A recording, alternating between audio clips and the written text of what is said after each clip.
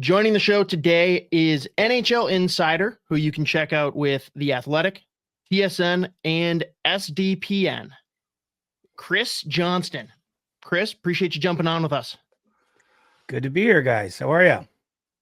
Good. And I usually have a longer intro because we usually find a way to tie in the Minnesota connection for our guests. I think you're the second one that I really don't have any kind of Minnesota tie-in for.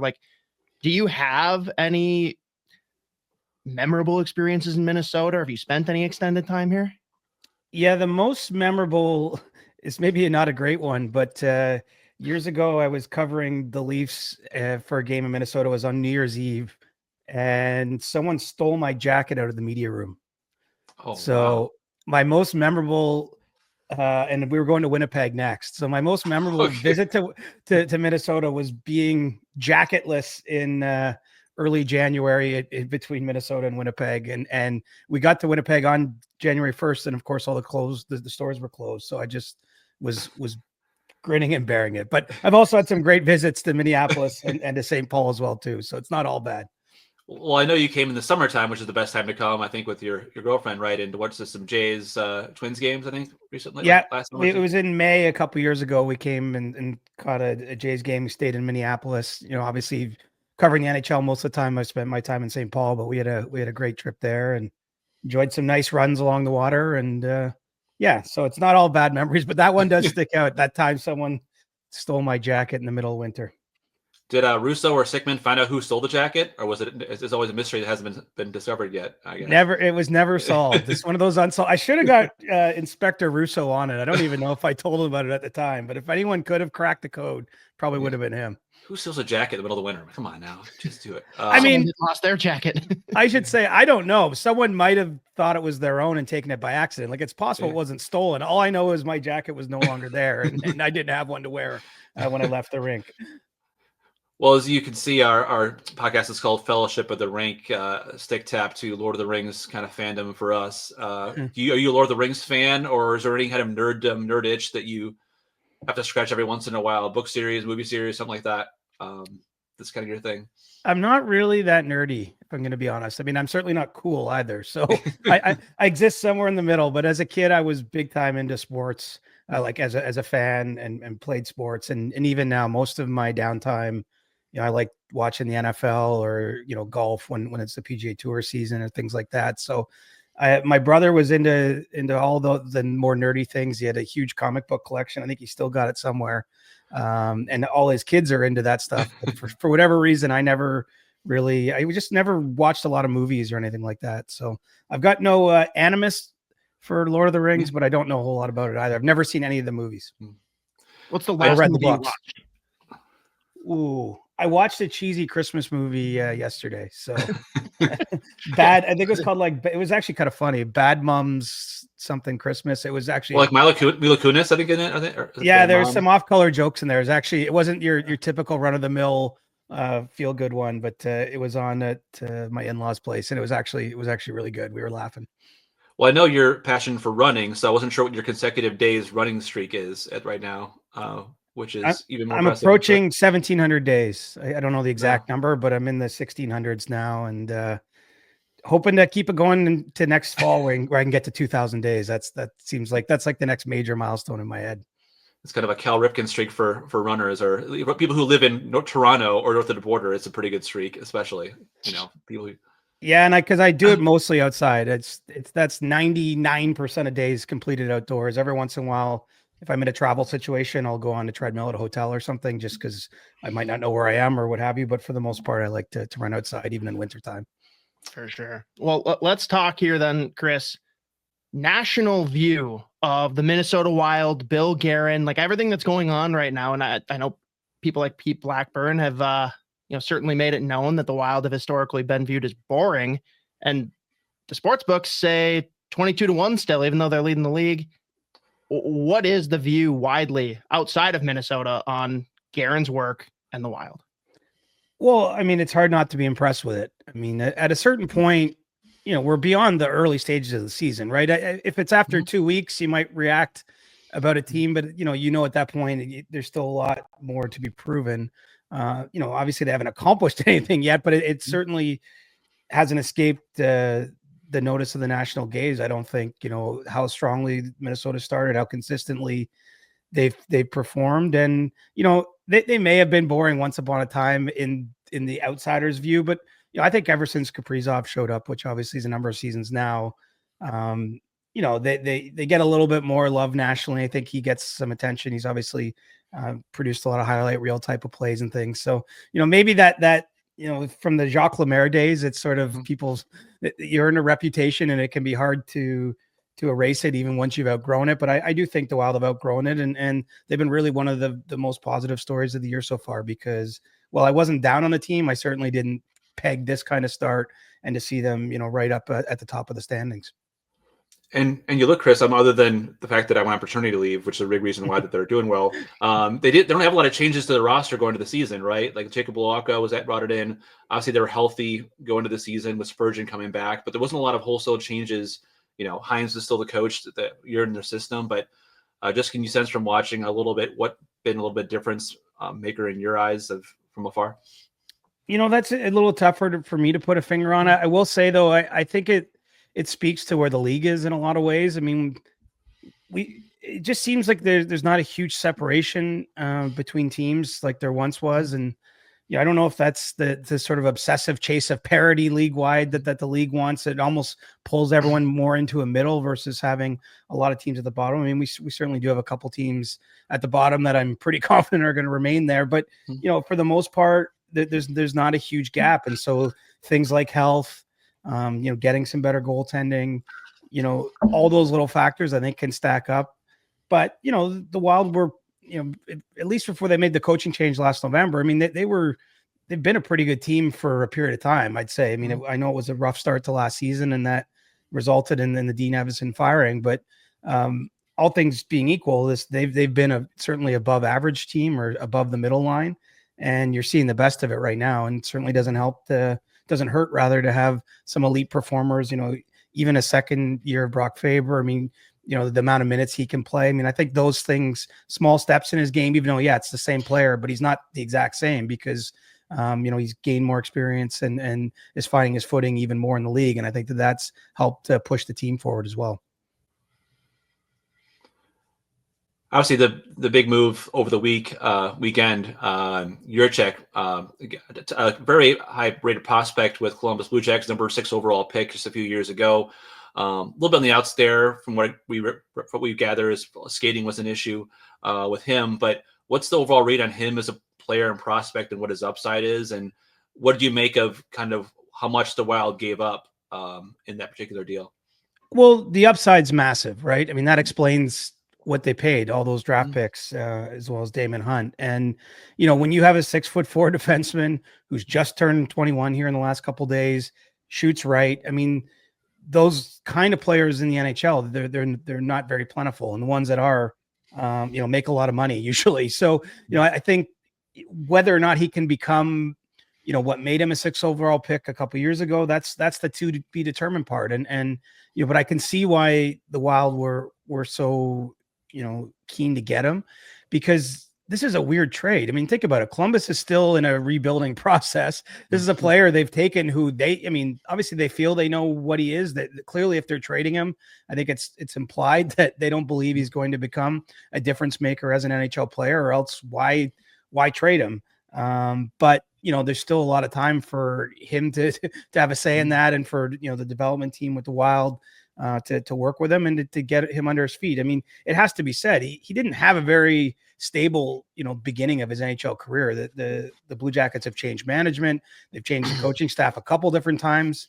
Before his 21st birthday, he's played for multiple coaches. When he has played, he was in and out of the lineup, up and down with the American Hockey League. I mean, I think a little bit of stability and will do him well in terms of seeing, can he reach that ceiling? Can he push beyond it? But this sort of trade, I'm struggling to think of one in modern times where we've had this, where it's just this early in a top prospects cycle, where the team that's trading him away for draft picks is still in a rebuild, and it's a team, in this case, at the top of the standings, that's getting him with a long-term view in mind. I mean, basically all the assumptions that are usually built into NHL trades were thrown out the window on this one.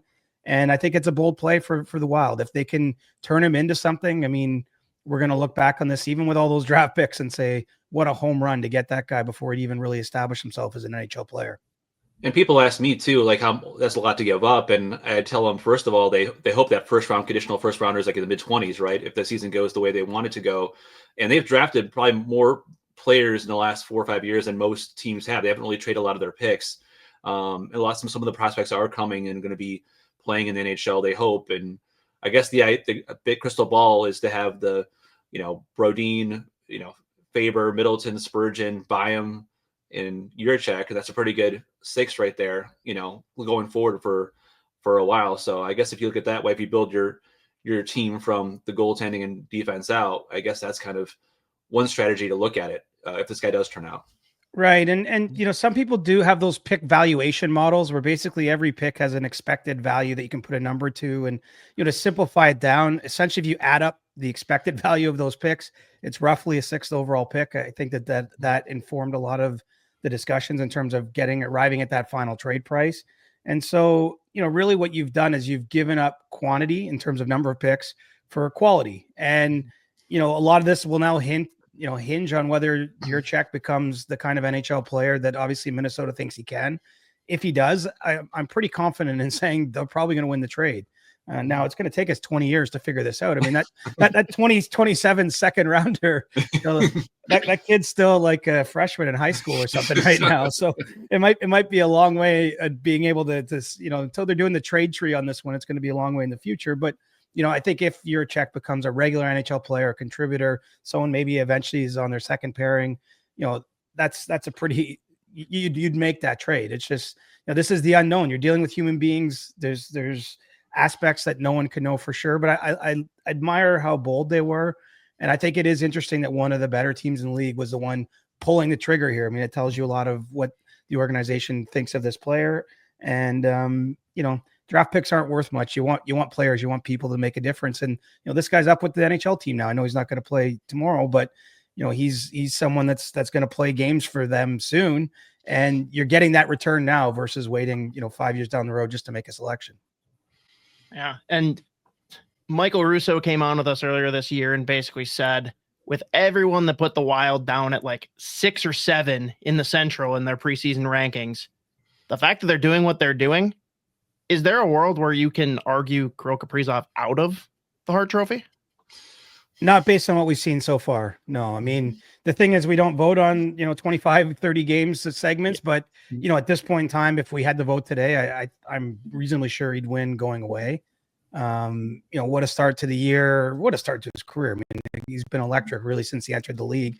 And then, the fact that the team has had so much success, I think that it's not driven by him alone, but I mean, those are the kind of factors that usually voters are looking at when they're making that pick. I mean, the Hart Trophy is kind of unusual, for pro sports just because it's the player, a judge most valuable to his team versus say a sort of most outstanding player type of thing. But, I do think that he would be the first, quarter to third season winner, but a lot's going to, how the season finishes will depend where he gets there. But either way, I think he's going to be in a great position, him and his agent, come this summer when they're, eligible to start doing an extension with the Wild. I mean, what do you make of that? What's the number going to be? You can't miss the $14 million that Leon Draisaitl put on the table. I mean, whether it ends up a little above that, a little below that, I think it's a magnet. I do think, the other issue we have here, and this doesn't just affect Caprizov. I mean, someone like Jack Eichel, Connor McDavid, they're also eligible to do extensions this summer. Is we're going to have a new CBA negotiation starting, and each of those players and their representatives are going to have to decide: do you want to see the resolution first to know exactly what the system looks like, just in case there could be a change. Who knows? Maybe they come up with a franchise kind of tag in hockey or something where a certain player can make more, or it's not calculated the same way. I mean, I'm not predicting that's going to happen at this point. They haven't even started those discussions, but it's at least a possibility, right? And so it's not knowing what the next salary cap number is going to be, not knowing what the system is going to look like. It's hard to say with any amount of certainty, but I think Caprizov 100%, if he had to negotiate tomorrow, they would be starting looking for that Draisaitl number. And I ultimately think he's going to get something in that range just because, I mean, Craig Leopold's already told the reporters there that, no one's going to outbid them. I think it's pretty evident how important he is to the franchise. I mean, it would be devastating to have this kind of season and then have to potentially even risk losing him at this stage. So I think Minnesota is going to step up and sign him, and it's going to be a massive number. And, it should be. That's where his talent level is. And quite honestly, I think we're at the dawning of this age where we're going to see more and more and more players push the envelope at the high end of the league. And guys like McDavid and Eichel may even end up ahead. I mean, it just depends on the timing of everything and how the stats fall. I'll see the Four Nations rosters will be announced this week. There should be, I think we're expecting, a few wild players on Team USA, especially with Faber and Matt Boldy, and you have the Sweden counterparts. I'm sure Gustafsson and, Brodin and the like will be on there. You'll be doing a lot of Team Canada, I understand. Just what are your hardest cuts, you think, for Team Canada? And is Steven Stamkos on this roster? I don't think he is. I don't have a copy of the roster, so it's more sense than true reporting in this case. But, I just think at this stage of his career, it's tough. I mean, Stamkos, if you look back at his history, it's a story of bad timing. In 2010, he was maybe a little too young to make the team for the Vancouver Olympics. He obviously got injured in the run up to the Sochi Olympics and missed that tournament. And then throughout the best years of his career, there was no best on best hockey. I know he did play at the World Cup in 2016, but that wasn't quite the same as getting, a chance to go represent his country at the Olympics. And so I think for those like Stamkos, John Tavares, players of that age, they're all kind of compatriots. It's going to be tough for them to make this team. Sidney Crosby's an outlier, obviously was named among the first 6 players, and it's kind of crazy to say, Sid the Kid's kind of the grandfather of this roster now. He's he's the big brother in the room, and I would expect the captain, but it's going to be a lot of younger guys. And I think the toughest cuts, quite honestly, will probably come at the forward position. Canada has a number of players, especially centers, maybe more than some countries where they have a debate. How many centers do we bring and move to the wing, out of position? And then, it's more scoring players. Can we, I know Team USA had a similar debate, but are you having this, your fourth line and your 13th forward? What kind of elements, are there guys that can kill penalties?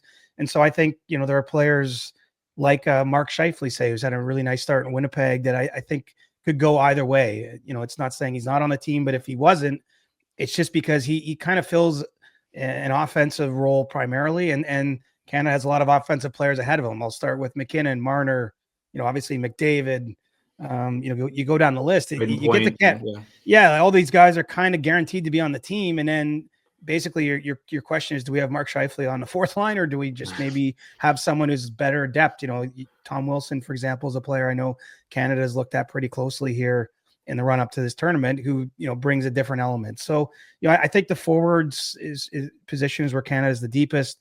Goaltending, you need a bottle of liquor and a dartboard to figure out what the best way to go there is. And, I think the blue line is relatively clear cut. I mean, obviously it's never easy. One player that you're leaving off, that the first sort of cut could just as easily be on the team. And I know both the US and Canada were kind of hoping they might up the roster size to 25 players from 23 so that they could bring a couple extra players, as they'll be able to next year at the Olympics. But I think there's going to be some forwards in particular that'll get attention for being the high profile snubs, as we call them in the media. Well, I know you mentioned one of your little hobbies is watching golf. How is your golf game? It's not in very good shape, if I'm being honest, but I still love the sport. I've never been that good. There's been times in my life I was sort of regularly shooting in the low to mid 80s, but nowadays, if you and I went out next summer, I'd be happy to break 100. So I don't play a whole lot, but I still love it. I love that it's a thing you can do at all ages. I can still play with my dad, for example, whereas he and I couldn't get on a shinny rink together too much. Yeah, that's very fair. Well, our final question of every interview here, Chris, our Waggle golf question. Everybody go to getyourwaggleon.com, throw in promo code SP10, take 10% off your entire order. 3 names, dead or alive, celebrity, athlete, whatever. Who rounds out your dream golf foursome? Oh, man. It's funny. I'm inclined to say Tiger Woods because was my all-time favorite athlete. But I was just thinking, if I actually had to play with him, I would be so scared. It would be much fun. So yeah, if I could just be in the foursome, but not actually have to hit shots with my ability. But I'll go with my dad. I'll go with Tiger Woods. And who's my fourth? I want to do something, another athlete, maybe. I'll go with, this is really random. I'm going to go with Joe Carter, who hit a World Series winning home run for my Toronto Blue Jays as a kid. So it's like two of my like athletes that I grew up really loving and cheering for when I was a kid. And then always loved playing around to golf with my dad.